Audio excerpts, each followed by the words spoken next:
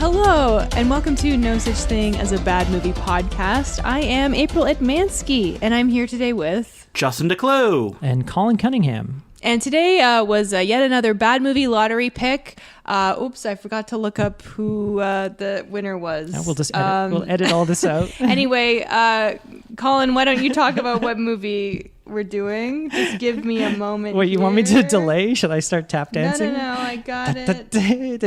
Look over here. Hey, Justin, how's it going? Keep your eyes away from the April as she does something. I got it. Nick Gard is the lucky patron who won, and he was nice enough to get back to us. He gave us 3 options as well, which is really nice when fans do that. But we picked Stephen Chow starring movie Out of the Dark from 1995.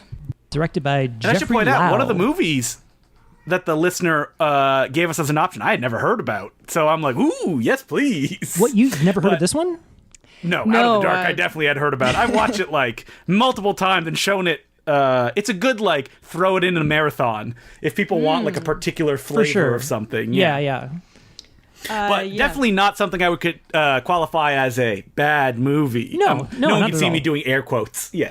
Maybe not, but it's definitely like a certain flavor, like you just said. Like, it's a Hong Kong horror comedy, and if you're not familiar with that, like, I've seen very, very little. I wouldn't say I haven't seen any of this genre, but I've seen very little, so it's definitely something that not everybody, I think, would necessarily like if they're not introduced to it properly, or they might just think it's dumb. But I mean, I rather enjoy this movie. It's almost like, when Bollywood movies or something like that, or the Bollywood comedies or Hong Kong comedies have a very particular vibe that if you're not into or you don't kind of get. Yeah, you might. If you you're have to get up to Westerner, speed. You might not understand. Yeah, they can be very kind of manic and all over the place. Cartoony, but very broad. I don't consider that. Yeah, it can be broad, but I don't consider that a bad thing. No, not at all. But I'm just saying, if you're not used to that sort of thing, and the way it kind of like swings back and forth between broad comedy, but you'll get some like really like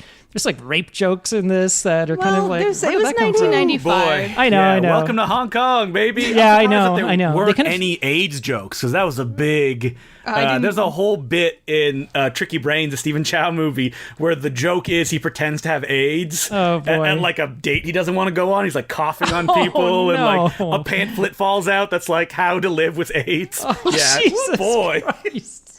I feel bad now, but I'm laughing. I mean, that scene is funny when you watch it, but it's like, no, this is bad. It's also the movie where, wait, is that the one where he famously wears a skin-tight, skin-colored suit that just says, I am naked on it? So Out of the Dark is interesting because this is actually a Shaw Brothers produced film. Yeah. And they don't do that many movies because they're mostly a television kind of company now, that they have their big TV studios and stuff, like, especially even in 1995. And that's why I think people have seen this movie, because Shaw Brothers, I think, have a deal with Netflix, which is why this one can be seen on Netflix. This is on Netflix? Mm-hmm. Damn. Or it was for a long time. Hey, we rented it off iTunes. Yeah, we got it on iTunes. Who knows? But for those of you who don't know who the Shaw Brothers are, it's a production company in... They're brothers, if you will. They're brothers. Can you explain that? Yeah, Shaw Brothers was basically the company that had a stranglehold on Hong Kong cinema through the 60s and 70s. And then they kind of lost power as it spread afterwards, and a bunch of independent production companies started. I mean, to make a long story short, Shaw Brothers basically had all of their cast and crew in like almost like minimum wage working on films. A lot of them lived at the studio because they would give like room and board. And I mean, none of that matters about the movie we watched, but that's where they come from. Context. And you've seen the logo for sure. You've seen, like, I mean, Quentin doesn't it Tarantino open movie. Kill Bill? Yeah, he does. Yeah.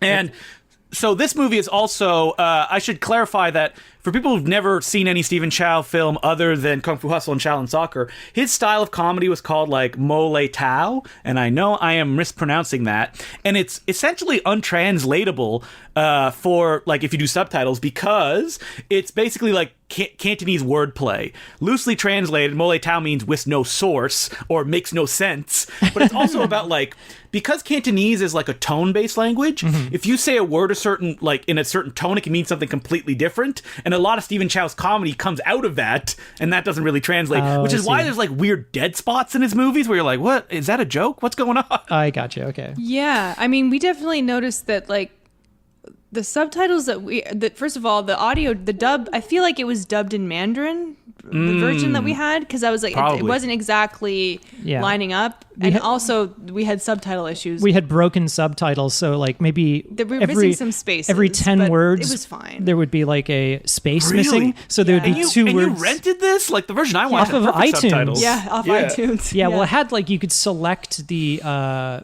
subtitles, so they weren't kind of burned into the screen. But yeah, so every like 10 words would be 2 words joined together. Ugh, and you just kind of got used to it. God damn it. So every time I just checked on Netflix, it's not up there, but it was there for a very long time. Yeah. So. I wasn't expecting to find it, honestly, on iTunes, but it's actually rentable on. We're doing the where you can find it real early, but I think it's rentable on YouTube as well. So you can find it actually in multiple places. And so I should also say that the director of this film, Jeff Lau Chun-wai, is the guy that basically made Stephen Chow. So Stephen Chow, for a long time, he acted in a bunch of stuff. He's most famous for being a kids' TV show host that would essentially beat the children.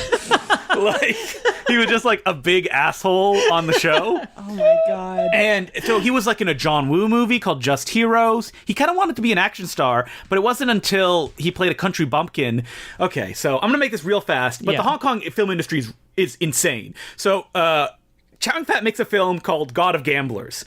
Another company decides to make a rip-off film of God of Gamblers called All for the Winner, where Stephen Chow is inspired by Chow Yun-fat, who exists in a movie, and that film was a big hit. And then after that, Stephen Chow then was in God of Gamblers 2, the rip-off character, with actors that were in God of Gamblers 1. Wait, wasn't there a God of Cooking as well? Yes, God of Cookery, which is a Stephen Chow film. Oh, God! Right, I've heard of that. So All for the Winner was like a massive hit, and it kind of made Stephen Chow a megastar, and it was Jeff Lau who directed that film. Oh, okay. And like some of his best movies were with Jeff Lau, and I would say that the other ones, the best ones, people like don't really know Stephen Chow, is directed by a guy, and I wrote his name down here because he's actually one of the actors in the film. Oh, okay. He's the guy that like doesn't believe him, like where he's like, no, none of this is true. That could be like a lot of people. Yeah. So it's gonna be tough to talk about this movie because it's like, and then security guard number 3 does something. Yeah. They all kind of look alike. they all have like distinct, Some of them, quirky personalities. But like, Lee Lik Chi is the name of the director, and he made Love on Delivery, From Beijing with Love, and God of Cookery. Okay. Excellent Stephen Chow films. So Stephen Chow, like most people in North America would know him from Shaolin Soccer. My friend gave that to me for my birthday one year, and I'd kind of heard of it because I think Miramax had released it. Yes, they had. I mean, I think that Shaolin Soccer was the first Hong Kong movie I bought on DVD. Went to Chinatown and picked up a real copy. Yeah, that's funny. Yeah, I got a real copy too. It wasn't the Miramax version, which was good. And I'd kind of heard of it. I didn't know anything about Stephen Chow, but I loved it. It's really funny. You know, the special effects are kind of dated because whatever. We watched this movie, obviously, Out of the Dark. I loved it. And then we watched the trailer for Shaolin Soccer, and I was like, this looks terrible. Have you never seen Shaolin? No. Wait, did you watch the Miramax Yes. trailer where it's like, everybody is kung fu fighting? Which I swear to God they've used in every Jackie Chan movie that they've re-released. Every single, and I should point out the Miramax version is actually cut too. Like they cut a bunch of stuff out. But and then we watched just a clip from Shaolin Soccer, and I was like, okay, I want to see this movie. Yeah, it's much better in context. It looks really funny. Wait, have you seen Kung Fu Hustle? No, April? I think this might be my first Stephen Chow movie. Wow. Unless Justin, you maybe played one of his movies in one of your marathons that I've seen, but I don't think so. Or like at Laser Blast or something. The last one I played was From Beijing with Love a while back, and I don't remember. I don't think I've seen that. So this may be your first Stephen Chow film. Yeah, and okay, just quick. Wait, have you seen Leon the Professional? No, I have not. So I was really confused. You know who has seen it? Stephen Chow. Yeah. Okay. So I should point out that so Stephen Chow, after Kung Fu Hustle, he essentially became stopped making movies. Like he makes like one movie every 8 years, pretty much. So he's done that mermaid one. He did Sea was it C-13? CJ7, like his ET one, and he barely is in that one. But in his prime, he was essentially like, I mean, I don't want to say forced by the triads, but there was triad involvement. He was making like 5 to 7 movies a year. Holy like, shit. a lot. Yeah. Holy So maybe smokes. that's why he's like, please don't make me make movies anymore. He's tired. It's funny, yeah, because Kung Fu Hustle, that was another big one. Well, not a big one, but known in North America at least. Like, to me, that was the next Stephen Chow film. But then I looked and it's like, holy shit, there's 9 years between that and Shaolin Soccer. He was supposed to direct the Seth Rogen Green Hornet movie. That's And- right. Oh my God, that would have been much better. and co-star in the movie. And according to Seth Rogen on the commentary, he was like, he just stopped returning our calls. Like, we didn't even get like a confirmation or anything. Like, Oh, he's boy. just, and supposedly that's how he is like, he's essentially turned into a Mike Myers. Yeah. And unfortunately, like Mike Myers, it's been like workshopping, like a team of scientists work on something for 10 years. That's a broken fart machine. Yeah. I was gonna say, like, was he like, and this is probably a bad comparison, like the Jim Carrey of, you know, Absolutely. the He was 90s in like, he was Hong known Kong? as like a rubber face actor. Yeah, a Jim Carrey. He even made a Mask style movie where does he turn into a human toilet? He does. The my $6 billion God. man, I think, or $60 million man. Yeah. So that's just a calling from the $6 million man, like, you know, Yes. taking these Western influences and twisting them, and just like the And, Leon like, the Professionals. Yeah.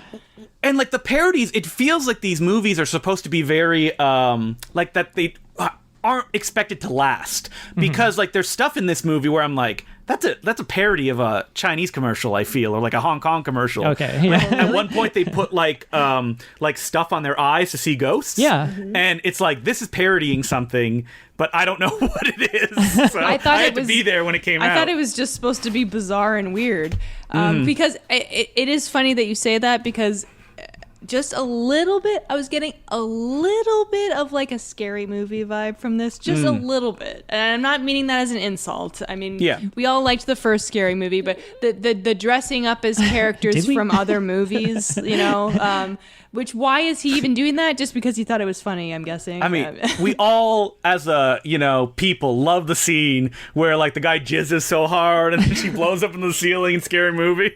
Great stuff. But there are some gags. That being said, there are some gags in this movie that I was laughing so hard at that I could easily see in like, Top Secret or Airplane Yeah, or something like that. When Stephen Chow like hits, and the way that it like, they'll be like, it's weird. There'll be like 10 minutes of dead spots, and then 30 jokes in a row. I know, in I like was- a minute. there was- You're laughing so hard. There was the scene, the training sequence out. They look like they're on a golf course. I think that's one of my. I was yeah. in tears. I was crying Was laughing. laughing. Let's go to the beginning. Yeah, So yeah, basically, it takes place in an apartment building. Yeah. Like a big, it seems like almost like a fancier apartment building, like Hong Kong high rise. It doesn't look too fancy. also, and it Yeah. seemingly has like a mall in the basement. Yeah. Is that like in Toronto with like the path? But if you look at the actual apartments, like they're kind of skeezy and they have that. Yeah, well, that's Yeah. like a Hong Kong thing. They have what it's like grate Yeah, doors. that you kind of That's slide a Hong across. Kong thing. It almost reminded me of the kind of apartment building in like Attack the Block or something. Yeah, I mean, it's not like you'll see in a lot of like Hong Kong movies subsidized Hong Kong housing Yeah, where okay. they're like packed with sardines. Yeah. It's not quite there. I mean, No, this it's nicer. apartment building has like 7 security guards working. Oh so- boy, and most of I'm them sure- aren't working. I'm sure that's normal for every apartment. Yeah, because we're introduced here to all our security guards. We're not going to try to name them. One No. of them is from Shaolin Soccer. He's a Stephen Chow regular. Like I said, another one is a director, which happens a lot in Hong Kong movies because there's no unions. So they just get technical crew Like and whoever, yeah. directors to act in the movies. I thought like and it's I thought I saw like Tsui Hark in one of his other movies. Like we are going through the Oh, cast or probably. something. It was like, I mean, Choi Hark directed a film that Stephen Chow produced recently that is not good. Oh, okay. It's like a Monkey King movie. So, they're all connected. Yeah, for sure. Like Hong Kong is a very, small industry and all the filmmakers help themselves and stuff like Right, that. Or right. it was, not anymore. So, like the beginning of this movie, there's not really that much comedy. For a while, you could be like, oh, is this like a straight ghost horror movie? Because like a mother has died, Yeah. and her family's worried about like their son disappears. yeah, they're burning the incense for this old woman who has just died Which under is mysterious so there's circumstances. a couple who have a young kid, and it's like the couple, I think the husband's mother. had died under seemingly mysterious circumstances. But they don't really know. Yeah, they kind of move on. They're kind of like introducing all these characters, in the first scene. And then there's like a group of security guards who are kind of standing around in a circle with all their arms interlocked. And they're looking up. So apparently like somebody throws like stuff off luggage and stuff off the balcony every night, and they're just like playing a betting game to see who can like stand there the longest without flinching before, I don't know, so stuff lands on them. And then like, wait, isn't it? It's like a fridge falls out. Okay, so I have to say, I know it's really, really early to say this. This was actually, I think, my favorite joke really? in the movie. But the fridge falls and it hits one of the other security guards like on the head. It lands, and then he just opens the door and climbs out. And I realize it's been done before. It's like something right out of a Bugs Bunny cartoon. I mean, Stephen Chow in this movie is essentially Bugs Bunny. Yes. Like there's like so many Bugs Bunny gags in this. He's a Bugs Bunny character. But yeah, he just comes out of the... Yeah, I could just see like the coyote doing that, like Roadrunner cartoon. So essentially the mother comes back and haunts the daughter. There's scary like TV stuff and spookiness happens. Their child shows up and he's possessed. He's got a vein coming out of his head. Yeah, so it's all about, Stephen Chow is like this, I don't know, he's kind of like a lunatic. He's in an asylum, but... Stephen Chow shows up in the apartment and he helps them right away. And oh my God, not only does he look exactly like Jean Reno's character in The Professional, he also has a plant like Jean Reno has in The Professional, and the plant is magic. It points where ghosts are. Yeah, I love But did you notice he's fighting the kid in an electrical room, and there's a Highlander parody? Oh yeah, that's right. What that was? That's right. That's what it is. When he and I gets was like, 1995 was Highlander 3 big in?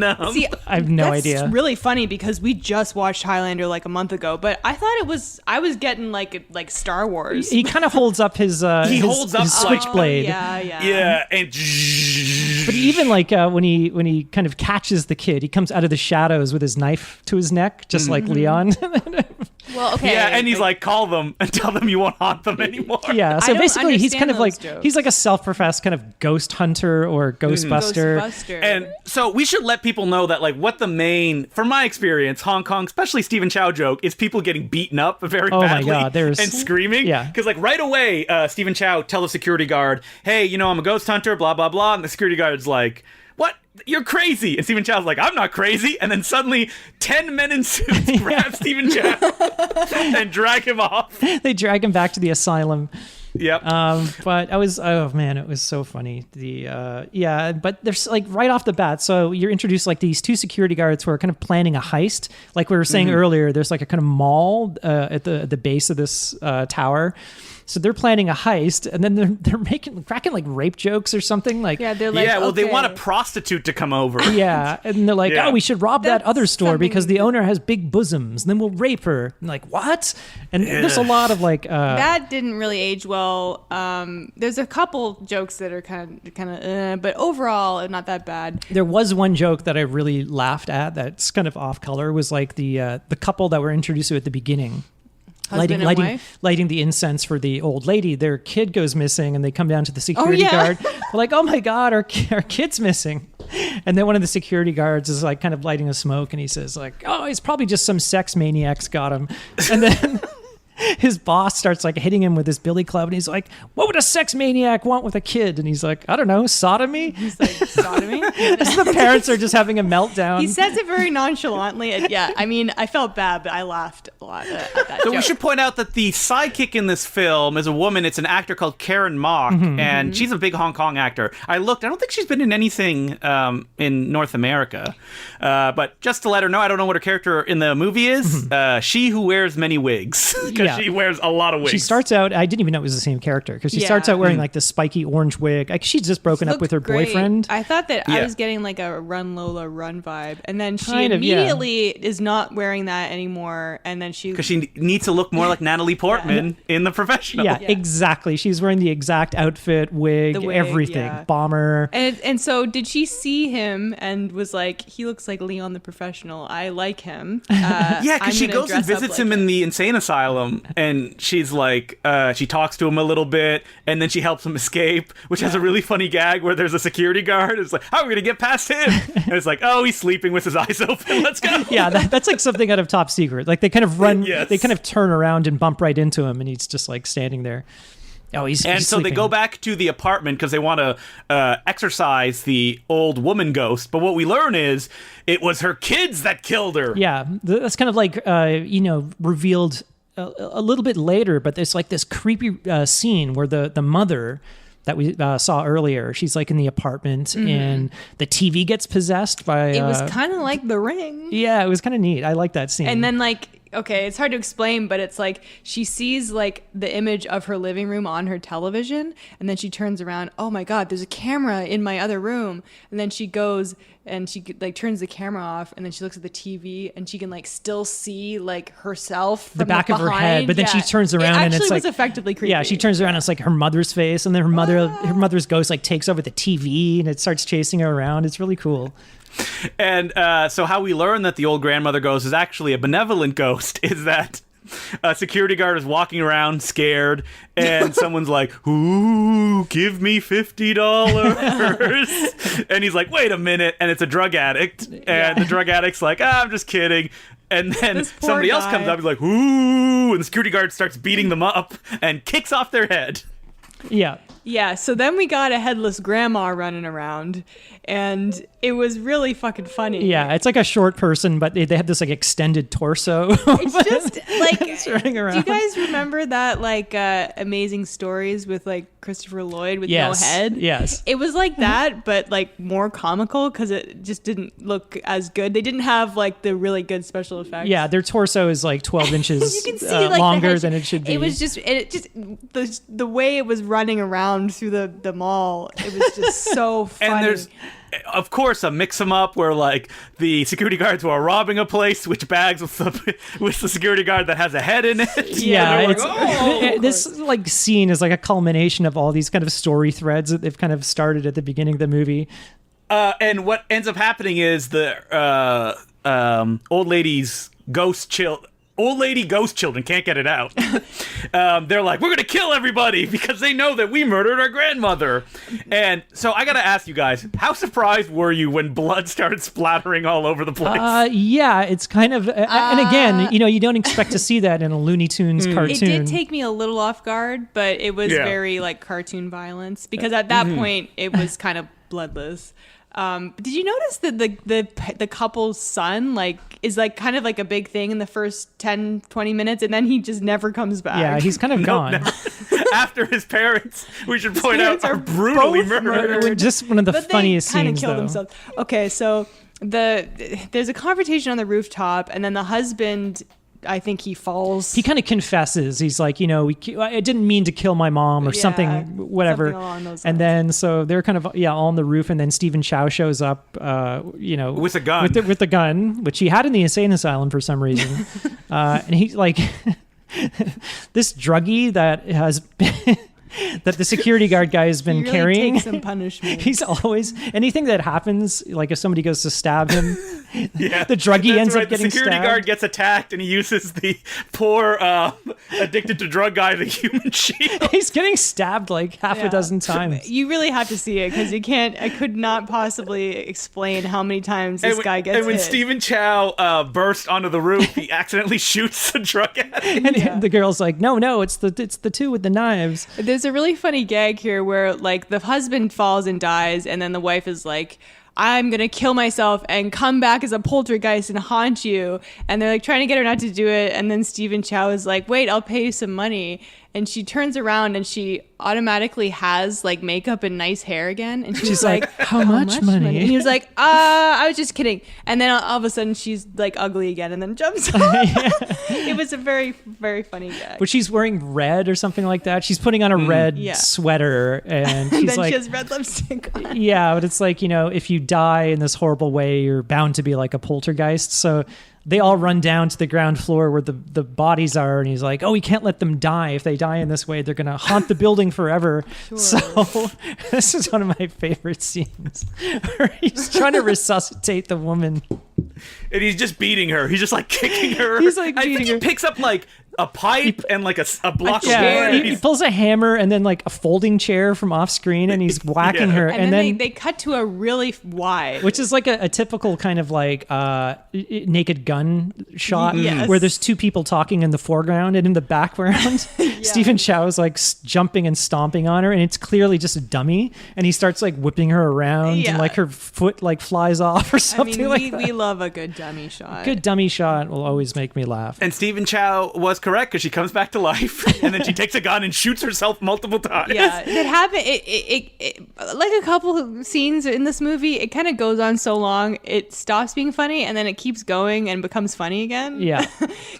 I think she kills herself like twice. Yeah. Three times. She shoots herself, falls back. Stephen Chow then uses a electrical cable to bring her back to life. Yeah, but then he makes the druggy guy hold the electrical cable. And then he makes the druggy guy give her a blood transfusion. I forgot about that. By slicing the drug addict's wrist. And then he's like, wait, what's your blood type? He's like, AB. He's like, she's B. Why didn't you tell me this before? And then he smacks him in the face. And it ends with a gag that I think about all the time, where she comes back to life for like the 7th time, takes the gun off the ground, puts it to her head. She's like, I'm gonna come back as a ghost. Stephen Chow pulls out a knife, throws it at her, you assume to knock the gun out of her hand, and it just hits her right in the forehead, and she dies. So he accidentally killed her. He was trying to save her. Oh, fuck. Yeah, that scene was really, really funny. The people listening to this are just like stone-faced, to like nothing funnier than people explaining jokes to I us. know. Yeah, it's one of those things you have to watch it. It's a little tough. It's a bit of like a top secret situation where you don't want to just explain all the jokes. But I mean, the plot is a little complicated in this movie, and which we don't really need to get into the details of because it would just be too confusing. But after this, I believe they're like training the security guards. Well, hold on here. We're kind of missing a scene because while this is happening, there was like one of the drunk security guards thinks that he mistakes. He mistakes. Yeah, so I wasn't clear on it. He got a blowjob from that decapitated head, right? He mistakes the headless ghost for a woman that his friend has set him up with. So he has sex with this headless ghost behind like some, off screen. We don't see behind it. some bushes. So it was not a blowjob. And then the very next scene where like they're all getting reprimanded by their boss. This guy who had sex with the headless ghost, his balls are really huge. And then he's like, look what she gave me. And then everybody starts kicking and punching it and like hitting it with their police baton. Stephen Chow pulls out a gun and he goes to shoot his balls. But it's like, is it implied that he has like ghost, like STD or something? I guess. Sure. I mean, it's never spoken of again. No. There's so many like jokes in this where it's like, it can kind of be hit or miss. Yeah. But most of them are pretty like funny. Stephen Chow loves a man in drag joke. Oh boy. yeah. See, I was a little confused about that because that is a character in the movie. It's one of the security guards. Yes. And they don't explain like, oh, this is your friend Joe who is going to dress up as a woman in the scene. It's just, look at this ugly woman. Right. Which is not funny. And I thought he was pretty cute as a woman. Reoccurring theme. It's the same actor in every one of the Stephen Chow films really? who plays a woman.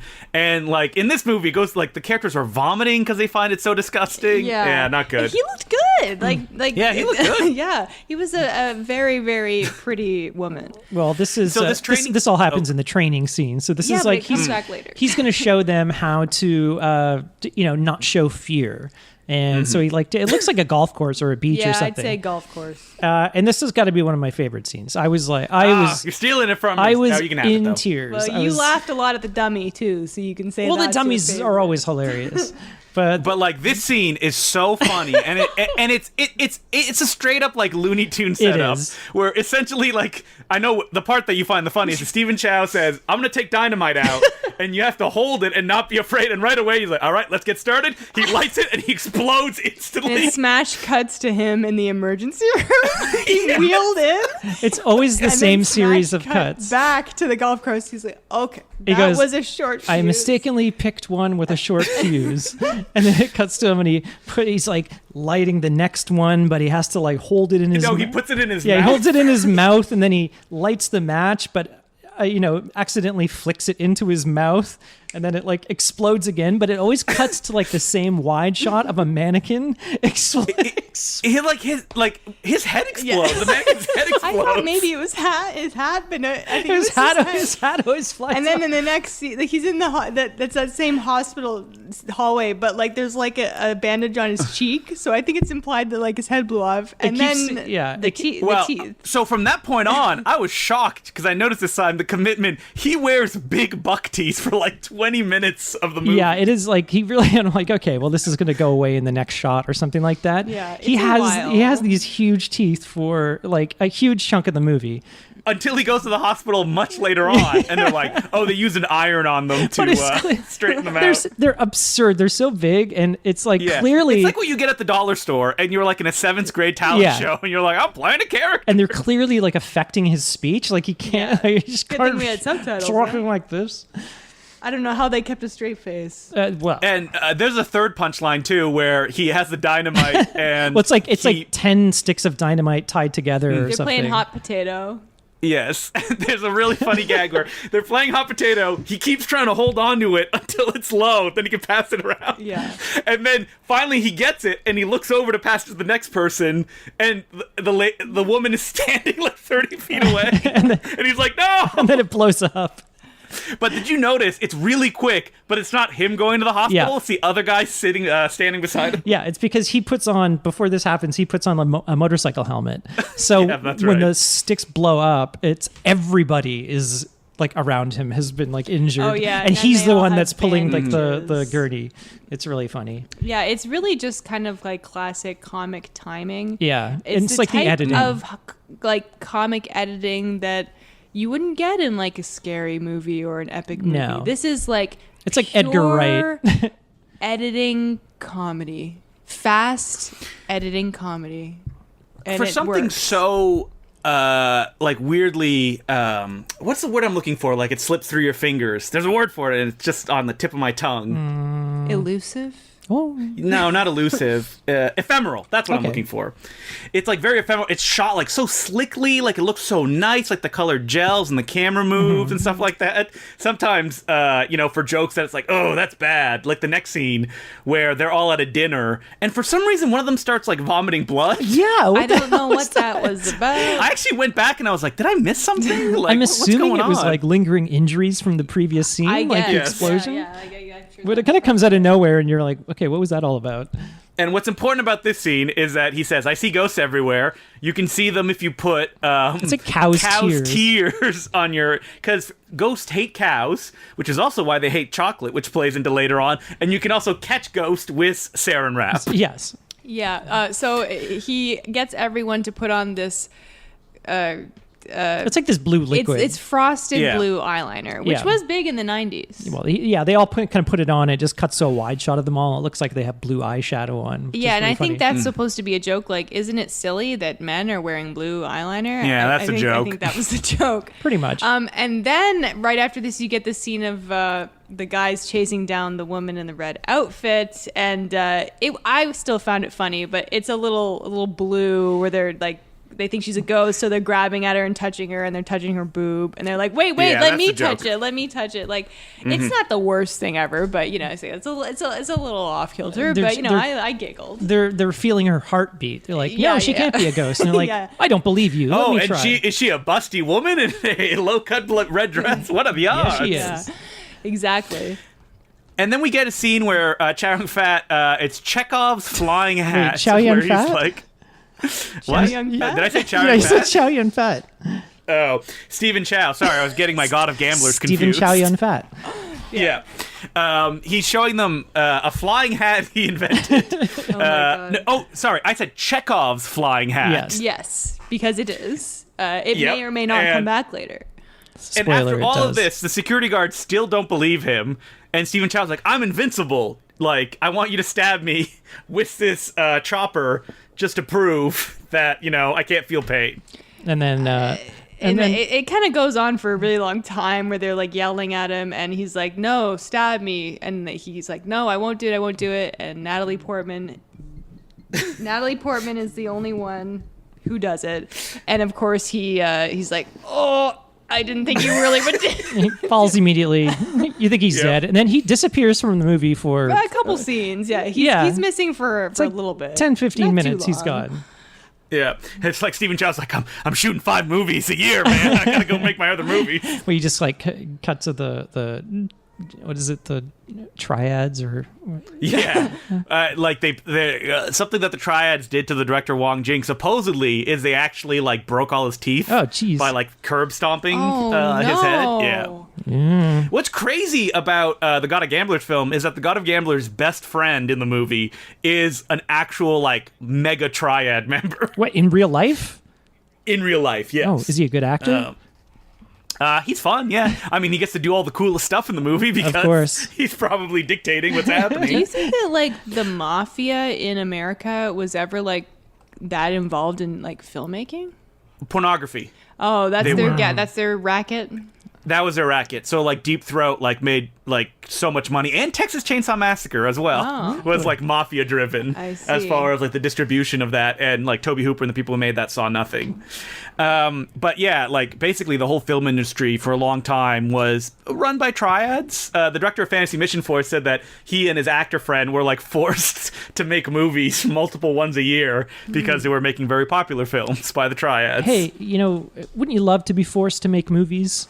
It's like my dream. It might not be fun anymore, but that's the thing. It's like, as a mob, like, it could be profitable. So instead of bumping over cigarette trucks or whatever they're doing, or money laundering or this and that, like, get your hand in the film industry. It's also about prestige. Like, if you can act in a movie beside Chow Fat. Yeah, I'm just thinking like, hey, I funded this movie. My little brother wants to be an actor. It's me and my friend.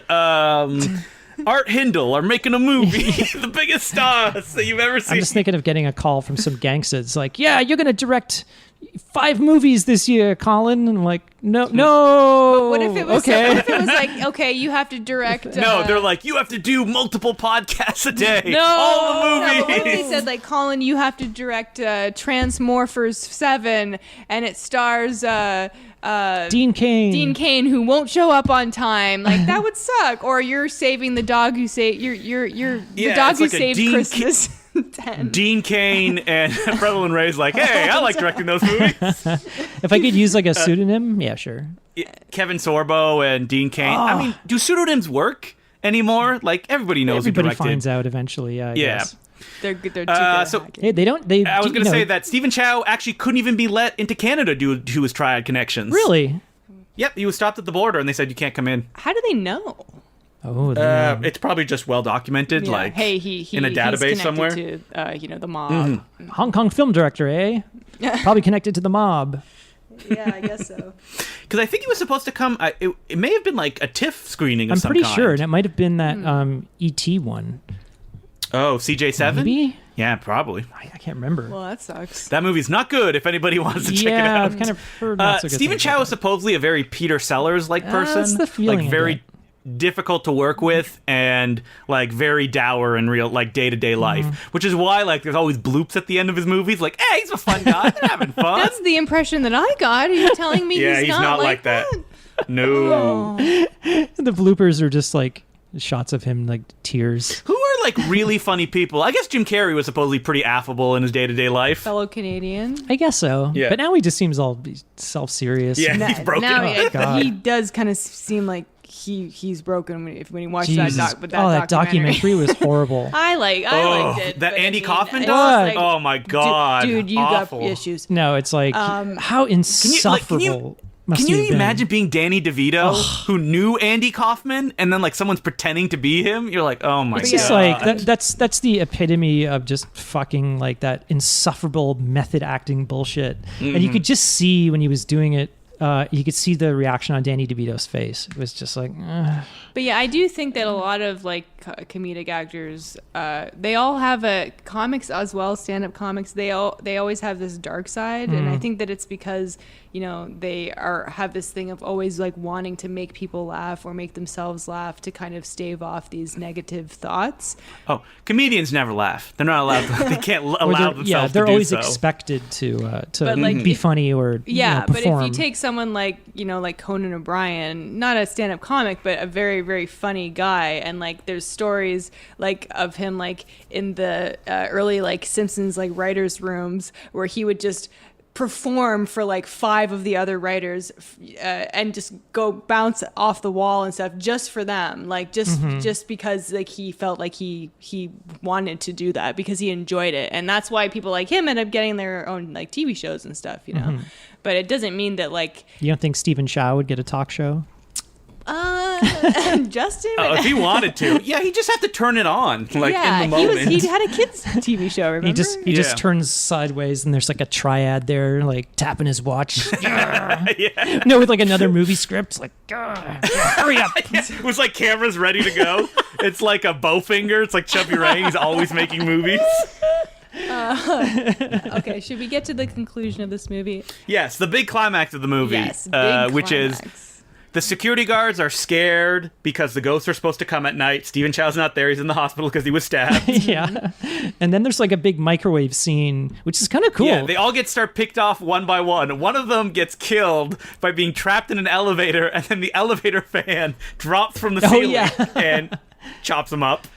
Unseen. And then the aforementioned microwave scene where they just kind of turned like a red light on in one of the apartments, and the idea is that the whole apartment has become a microwave. It's because the microwave opens. Yeah, it's like the door is never open. Do that. It'll microwave the whole room. And everything is like melting, and the guy's like skin is blistering, bubbling up. Some pretty cool practical special effects. That's a Hong Kong special. That's like in all the Hex movies. Anytime someone gets cursed, they're like and like the air bladders on their face. I loved it. And then the girl comes in, and then her boobs like start inflating. Yeah, I mean, that was maybe a little too far. Oh, that's a scary movie territory. Yeah, it is. Yeah. But then specifically Scary Movie 2. Then they explode, and everybody's covered in like just mysterious liquid boob juice, which is kind of gross. And then Stephen Chow shows up and he unplugs the microwave. Yeah, that's it. And then everything goes to back to normal. And he was like, it's all an illusion. And then everybody's back to normal. Like, oh, thank God. Yeah, and then there's kind of a scene where they're like waiting for the possession to happen, and they don't really know what's going on. There's a really funny scene where a guy goes on to the toilet. A ghost hand wipes his ass. Yes, that was very funny. One guy like washes his face with blood out of the faucet. He's like, that's a little over the top, but whatever. It's an illusion. But there's no real punchline to that, because it's just like he's just covered in blood for a while. Yeah, he kind of shows up in the next room, and then people are looking at him like, what the fuck? But everyone's kind of in a trance, and then we find out the flower is alive. The flower can sense ghosts and point to them. But there's a really funny gag here, which again is right out of like Top Secret or something, where they're kind of focusing on the flower, and all this like spooky like music is playing, like woo. Yeah. And then Stephen Chow's like, stop that. And the guy pulls up this boombox. He's like, sorry, I thought it would add the mood. And he stops the music. And then right after that, the music starts again. And he's like, I said to turn it off. And he's like, I'm not playing it anymore. It turned on by itself. There's some really funny gags like that. Very classic, but it works. And then it turns out that Natalie Portman is possessed, and Stephen Chow stabs her with a giant axe in the shoulder. It's like a ghost axe, though. It doesn't actually affect her physical form. If you haven't noticed, listeners, people can sustain very, very heavy injuries in this and not die. Oh, yeah. For sure. It doesn't matter. That's the type of movie. Yeah, because in this scene, Stephen Chow gets thrown up against the wall, and he like vomits blood. He's getting strangled by a ghost. Yeah. And then all the security guards run away, and then suddenly Stephen Chow runs with them, and the security guard's like, what? I thought you died! Stephen Chow's like, strangled to death and bleeding are two different things. I'm fine. Yeah. So it's like, everybody is cartoons. They catch nobody dies. People are coming back in this movie like, it was a Star Trek. I mean, speaking of, this is when I was like, oh, what a Bugs Bunny joke this is, where suddenly they meet Natalie Portman again, and she's like, oh, I'm not possessed by the ghost anymore. It's over. And they're like, oh, okay. Oh, man, we skipped over a very funny joke that Stephen Chow explains how he came back, which is she stabbed him in his appendix, and he had appendicitis. Yeah, so he just so happened to have appendicitis. I'm fine now. and so like the basically the final act of the movie is a lot of people going like, I'm not possessed by the ghost. Oh, I am possessed by the ghost. Yeah, they possess kind of like one by one. They all kind of like go up to the roof. There's like a big sort of action set piece on. There's a great sequence where the woman goes to stab Stephen Chow and she's like, ow, because he had a mousetrap in his she's like reaching into his pocket. I think it's supposed to be like, I'm touching your dick joke. Kind of like I have my hand in your pocket, and then so she just has her hand like in his pocket for like 10 minutes. It's supposed to be funny. Then he's shooting like Maltesers at the ghost with like a slingshot. Okay, I gotta say, there is no candy they could have used that has less milk chocolate in it than Maltese. Yeah. Like, that's like fake chocolate, isn't Maltesers, it? I'm not a big fan of Maltesers. I love Maltesers. In Canada, we have things called Whoppers, I think. There's Whoppers, yeah. But that's the same thing, is it not? Very different. The flavor is different. But isn't it malted milk? I don't think so. I think it is, dude. They taste different. Anyway, I'm not a big fan. So can you get Maltese in Canada? Sure you can. I think so. Okay. Yeah. Well, I grew up eating them. It's malted milk, right? That's covered in chocolate. Yeah, it's just like a kind of like almost like a honeycomb, but What is malt? Yeah. But it's the kind of like chocolate that like, you know, the Easter bunnies are made of when you get them from the dollar store. Like, this ain't chocolate. This is like canola oil or something like that. I like the Easter bunnies. I love Maltesers. Oh, do you? Yeah, I used to get an Easter bunny every gross. Easter, but we got them from like not the dollar store, from like the nice store. Yeah, we don't want them from the dollar store. Go to the nice chocolate store. Chocolatier in Oshawa. Chocolatier. I had a friend It's like, when I was growing up. It was like in high school. He would wait till after Easter when all the stores would have sales. They were trying to get rid of their Easter bunnies. Oh, yes. And he would just buy tons of Easter bunnies and Easter, like the big ones. Yeah. You know, in like the plastic clamshell case and everything. wait, would it be the ones that are like solid chocolate and they're giant? You're like, how am I going to eat solid this? They're just like chocolate bite ones, marks or It the in would it? hollow mostly be the ones. hollow ones with like, you know, they'd Okay. have a bag of, I don't know, Reese's Pieces in the middle or something. And he would just eat them in the car. He would be driving around to go see movies or something. And he would leave the Easter bunnies on the windshield of the car, on the dashboard. No. In the sun, so they would warm up, so he could like eat them easier when he's driving. Would they not melt into complete liquid? Yeah, and his whole face would just be covered in chocolate. Ew. Or was he like, yeah, I melt the chocolate and I eat it. That is what the brown covered face liquid that I have. See, he would be driving around like he's probably like 17 at this time or something, and his whole face would be covered in chocolate like a 3-year-old. That's bizarre. I have another story about melted chocolate bunnies that my dad told me. He had a chocolate bunny, I guess, left over from Easter, and he wanted to have like ice cream at home. And you know how like you would have like chocolate sauce, you know, out of the jar or like in the squeeze thing or whatever. He didn't have that, so he's like, why don't I just melt this chocolate bunny on this ice cream? Nothing's gonna go wrong with and this. so he did, and apparently as soon as he like took it out from the microwave, it like solidified instantly, and so he couldn't even like break through it with his spoon. Oh, he just made it harder. Yeah, exactly. The way that he did it. He melted it, and then it made it instantly became 10 times harder. Was it like the T1000? Yeah. It's like, It's a mimetic polyalloy.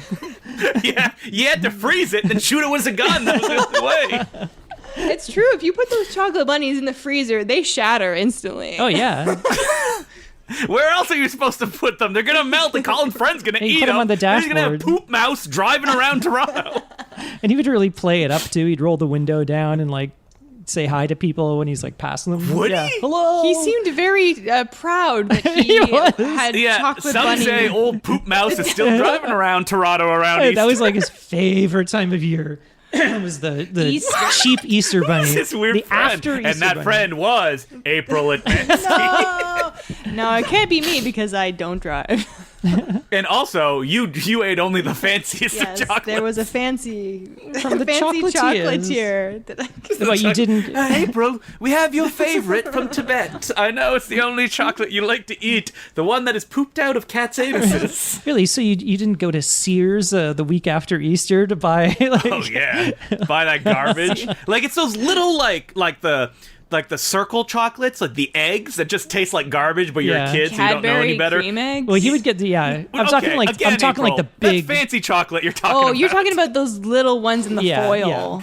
in the foil, yeah, and that you eat them and they're like, oh, didn't take all the foil Yeah. off. Oh yeah, because all the foil is like embedded into the chocolate. Those were the chocolates that our family would hide. Those were the poor children chocolates. No. They would hide for us when we did Easter egg hunts. I mean, you guys did that, right? Oh yeah, definitely. Make sure I'm not the weird one. Those are like the leftover floor sweepings from the chocolate factory. Well, then you would always find one like a year later, like what the fuck, and then you eat it. No, it's no good. That is very generous from a chocolate factory. That's from somewhere else, and it's like chocolate colored. Like I remember reading once, and they're like, those aren't made of chocolate. They're made of like something else. It's like wax. Throw some sugar in colored wax. It's earwax. Why would they make them out of earwax? It's like unlimited supply. So many human beings. We just extract it from them. And make those bags of like 500 for $1. Oh yeah, it's like that they cost less than a penny. That tinfoil ain't coming out. All right, so back to the movie. Okay, so we mentioned we're at the climax now. Each of the people are getting possessed. One of them gets possessed and is going after the rest of them with a chainsaw, and a scene that seemingly goes on forever. A very long time, but it's fun. Like I said, it kind of stops being funny, and then because it just keeps going, it becomes funny. Well, there's a scene where they're about to cut them all up, and they're at the top of the roof on the scaffolding, and Stephen Chow's like, I got an idea, and he pulls out a banana, peels it, eats it very quickly, and then throws the banana peel, and the person slips on it and falls off the building. Which is very funny. And now the scaffolding is made of bamboo, which I'm guessing is a real thing in China or Hong Kong, which I think is very cool. But then, of course, they have to... Haven't you seen Rush Hour 2? No, I haven't. But then they have to somehow cut through it, and they don't have any weapons. They try the Swiss Army knife, and then they're like, try the saw part. And she has like a nail file. No. So they had to use their teeth. So like beavers, they're biting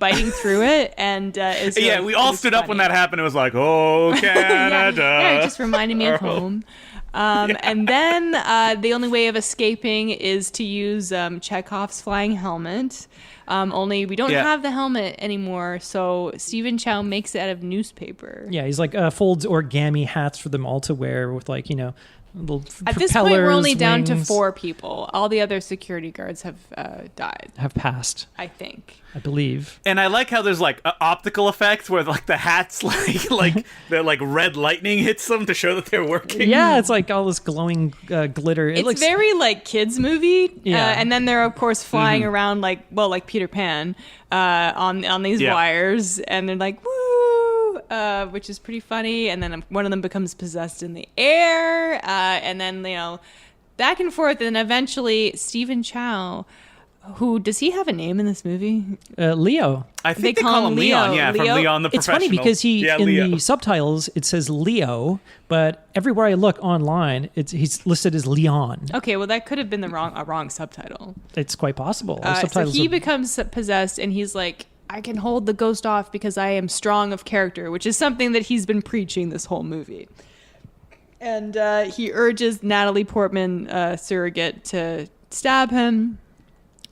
I think to cut his head open. Is that what he says? Yeah. Did she have the chainsaw in her hands or an axe or something like that? I can't remember. One of those things. You don't see it, but it just kind of fades to white. Yeah. She doesn't want to do it. Of course, she does it. And now we only are our remaining 3 security guards and Natalie Portman are in the insane asylum. Now, my question about this is, why does an insane asylum have like a mezzanine that you can jump off of? Because they do. The 3 guys they get it in their head that they can jump. What happens? They think they can fly. They can build the flying hats and make millions. Yeah. So they just jump off a balcony. And that does not work. And then it has Natalie Portman is waiting for Stephen Chow to show up. And what's that? You just see like someone's shoulder, and then the flower turns toward that person, and it's Stephen Chow. So that means he's dead. Yes. So he comes back as a ghost. They have a cute little ending. And then some bloops play where it looks like Stephen Chow's just a funny guy, full of laughs, breaking corpsing during scenes. I mean, it's funny, but there's no audio, so you don't know what they're saying. You son of a bitch! How dare you corpse during my scene? I mean, I love bloopers. I'm a big fan of bloopers. I used to watch that Dick Clark show, but like. American Bandstand? I think it was just called bloopers. I'm not sure. New Year's Eve show? Yeah. But like, it didn't seem like your typical like, oh, I blew my line blooper. It was just like the situation was so funny, we were just laughing. It puts you in a good mood. I remember Kevin Smith once saying that like Dogma ends with bloopers, and on the commentary he's like, yeah, it makes it look like we had fun. We didn't. So it was a conscious decision. Yes, probably. Because I know that the Stephen Chow film Shaolin Soccer also ends with bloops, so... it was a thing that he was going for a while. Maybe the newspapers were writing about how he was a very serious and dour individual. He's like, no, look, I'm a fun guy. Like I have no all the Jackie Chan films and bloopers, Those are a different kind of blooper, though.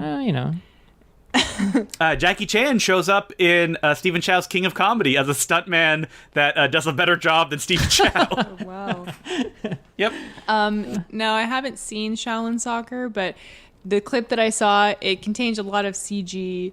I will say about this movie, Out of the Dark, I appreciate that it's all just this kind of like it's 95. Practical, low budget. Yeah, it's 95. I know, but I enjoy that, you know? And as far as your horror comedies, in the West, what do we have? We've got our Evil Dead, Shaun of the Dead, your scary movies. All the other. I don't know what you have. Wait. After those two, you go to scary movies. Can you name more? I can't think of anything. Oh yeah, I can name a lot. American Werewolf in London. That's barely a comedy. That's a comedy. It's pretty funny. Barely a comedy. Let me think. I had one in my mind that I was going to say, and then I lost it. Oh, Fright Night. That's a horror comedy. Again, barely a comedy, but I do really like that movie. I feel like that movie's more of like a teen comedy horror. Because it's kind of like a coming of age. All right, you're getting real into. But that movie doesn't have like the gags like this one, No, like you mean like a movie that has like top secret style gags, but also the blood and the commitment during something. Yeah, there ain't that many movies in North America because North American filmmakers don't want to play with tones like that. Yeah, it's hard to balance. It's very segregated. The audience here would never go for it. It's a very, very niche audience. It's just not It took me a long time, like when I started watching Hong Kong movies, to get into the mindset. Like, you know what I mean? Mm-hmm. It's just very different. Yeah. The energy's different, and it kind of goes, can swing very quickly from one tone to the other. But if you look at, like, you mentioned, like, the Three Stooges, like, that... Only because people are getting slapped so much in this movie. But all I'm saying is... I thought you were going to say the Three Stooges, they can go from drama to comedy in the blink of an eye. I was just saying that, like, that style of comedy was a part of America, but we kind of went away from slapstick. It was, yeah. We went away from slapstick in a big way, in, like, the... I don't know, 60s, 70s, Oh, yeah. I'm just thinking like, but those, they would never swing between tones like something like this would. Yeah. Although, again, there's not that much of this that's like super serious, but you do have your like, especially in the first pedophilia half, jokes, rape jokes, blood spraying out of people's mouths. Yeah. Or like you're thinking of the sequence of like the grandmother haunting the woman, which is played straight. Yeah, for sure. Like that could be something out of like Evil Dead or something. Legitimately scary. Yeah. So like Sam Raimi can definitely do that kind of balance. Like Drag Me to Hell comes to mind. Like that's definitely has a very over the top comedic elements to it. A little film called Impossible Horror. Thank you very much. Never heard of it. Yeah, me neither. Don't watch it, guys. Skip it. Yeah. So Justin, what other Stephen Chow movies would you recommend? For the newbie like me. If someone had, definitely watch Shaolin Soccer. Kung Fu Hustle, those were his two like big North American hits. Everybody loves those ones. I would recommend Love on Delivery, which is that he's in love with a woman and he accidentally saves her. Well, he doesn't accidentally save her. He saves her from like a bunch of bullies while dressed up in a Garfield mask. Okay. And so for the rest of the movie, she's looking for a Garfield masked hero. Oh, God. Okay. From Beijing with Love is definitely a mixture of like insane violent splatter with like really over the top stuff. That's his James Bond parody.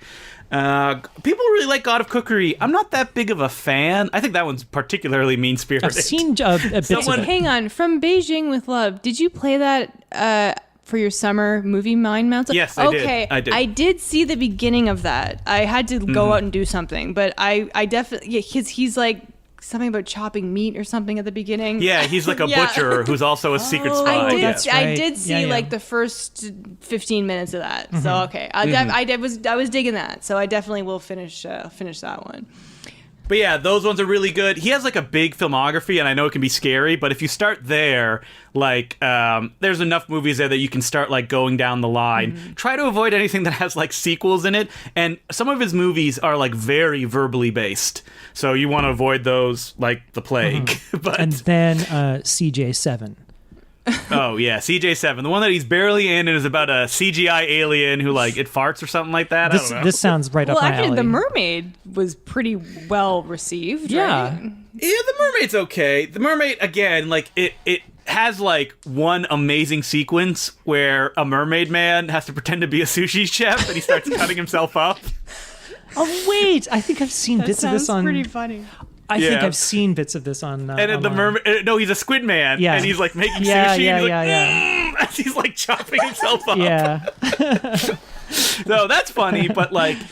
The problem is, like, he's made movies, like, the last movie he directed was the new king of comedy. He doesn't want to act in movies anymore. And it's such a bummer, because, like, people are doing, like, Stephen Chow imitations, and it's not that good. Like, there'll always be, like, one scene that's kind of funny. Like, in the new king of comedy, a woman goes to get plastic surgery, and she has, like, a newspaper clipping from a magazine. She's like, make me look like this through plastic surgery. And the physician looks, and on the other side is a photo of a gorilla. And he's like, are you sure? And she's like, yes, like this. So he turns her into it. Well, you have to see the scene. Again, well, I mean, that's the one joke that stood out that I remember. I know you love your gorilla-based comedy. I do. But yeah, so definitely like Shaolin Soccer, Kung Fu Hustle, From Beijing with Love, and Love on Delivery are the ones that I would highly recommend to check out. All right. Well, I'll keep those in mind. Thank you again, Nick, for the great recommendation. As we said earlier, this is available on iTunes in Canada. You can rent it for $5. Same with YouTube. I think you can rent it for $4 maybe on there. And maybe it's on Netflix in your country. Who knows? It seems to be pretty widely available. And I'd recommend it for sure. Especially with the Halloween season starting. Yeah, right? We got to start our spooky movies a little early this year. I mean, by the time this comes out, it will be September. So, It's already some people call it Falloween. Falloween. Yeah. I'm ready for fall like tomorrow, guys. It's been way too summer. hot. Let it end. Yeah, I used to love summer. I officially hate summer. I don't want it Fall's over anymore. so fast, though. I mean, I do like the cool weather. I'm a fan of spring and fall. Yeah. And when winter starts, it's like, it's so beautiful. And then a month later, you're like, let winter be over. Let me die. All you can do is walk around in big puffy coats and hate life. But no, that sounds so good though, not to be like hot at home. Yeah, I know. Anyway. We're too hot right now. We just got out of like a heat wave though. That's the thing. Really, today was bad, really cool. It was nice. Month-long heat wave where the humidity was 94% and the humidex was 40 degrees Celsius. How is it 94%? Like, aren't you in water at that point? This is insane. Like, I looked at it the other morning. It was like right after, as soon as the sun comes out and starts baking all that like water off the ground, it was like 94%. I'm like, well, what? You go for a walk outside, it's like I literally can't breathe. It's like I'm in the tropics up in here. Okay. If you want to email the podcast, we're at nosuchthing@gmail.com, and we're on Twitter at nosuchthingpod. And if you want to support us on Patreon, patreon.com/nosuchthing@badmovie.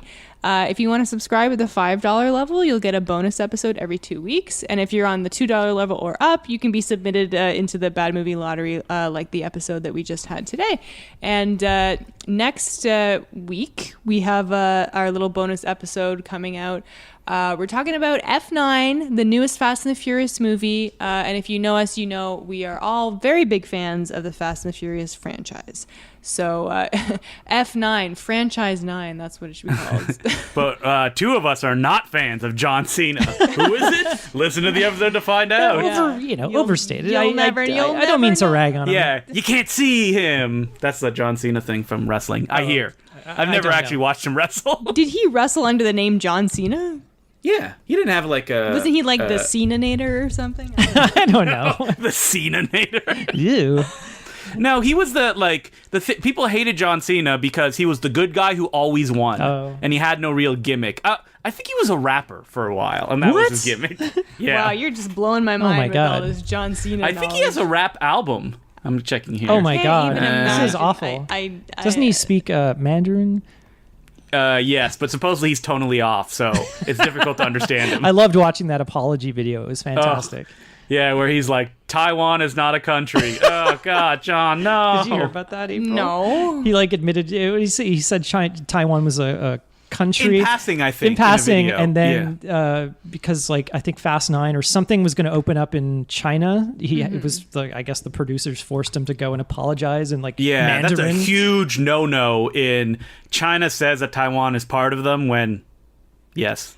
Taiwan is its own country. It was very funny. I was like, me doing an apology video. Now I feel that. I thought they were their own country, but I know there's some April. bad blood. April. We're about to launch the podcast in China. Sorry. Obviously, we love Oh, no, they're making a new law. You can only listen to 3 hours of podcast every week. Oh, making no such thing as a bad movie. Cut to all three of us making an apology video in Mandarin. So that's what happened. He had to speak Mandarin, and he just fucked it up. Oh, he's been learning Mandarin for a long time. It's actually pretty good. Oh. It sounds good to me, but hey, what do I know? I don't know Mandarin. Yeah, well, he's subtitled when he talks in China. Because, people have said that it's like a thing that when you're an adult, if you learn the language, you can't really... It's very difficult it is. to do. From an outsider listening, I'm like, hey, that's kind of sounds okay. I mean... I gotta say, if this is the John Cena cast, he's also one of the wrestlers that there's nothing bad about him has come out ever. Wow. And everybody loves him. He has the most Make-A-Wish kid visits of anyone on the planet. It just means he's covering up for something. Yeah, something bad. It's just like the Hulkster brother. It's gonna come out. Maybe that's why we don't like him. He's just too good. I shouldn't have eaten that sushi. He's too perfect. That's why people hated him at the WWE. Yeah.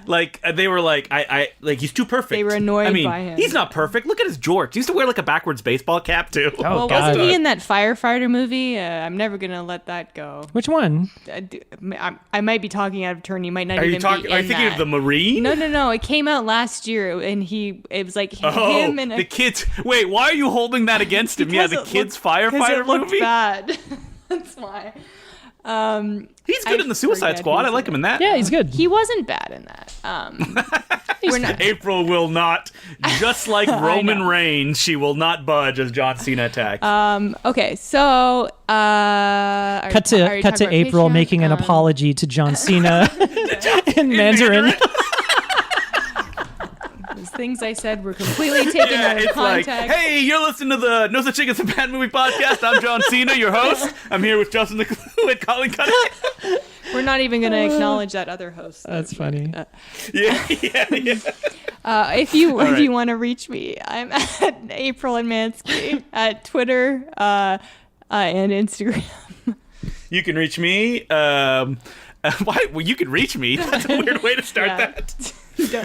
You can find me on Twitter, DeClueJ, DCLOUX, or on Letterboxd, Justin DeClue. I also podcast every week on the Important Cinema Club and the Bay Street Video Podcast. You can find me on Twitter, Sergeant Zima, SGTZIMA. And real quick before we go, I meant to ask you, Justin, is there a Stephen Chow episode of the Important Cinema Club?